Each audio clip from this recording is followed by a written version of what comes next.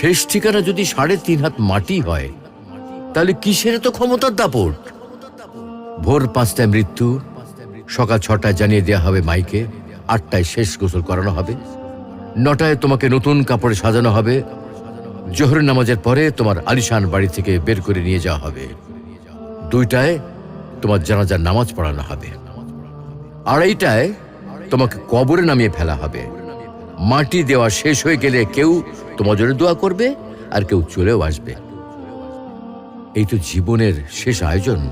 তো কিসের তো অহংকার, কিসের তো ক্ষমতার দাপট? হ্যাঁ, ক্ষমতা কারোর জন্য চিরস্থায়ী নয়। অন্যায়ভাবে কাউকে ঠকালে একদিন ঠিক নিজেকেও ঠকতে হবে, এটাই নিয়ম। হ্যাঁ, এটাই নিয়ম।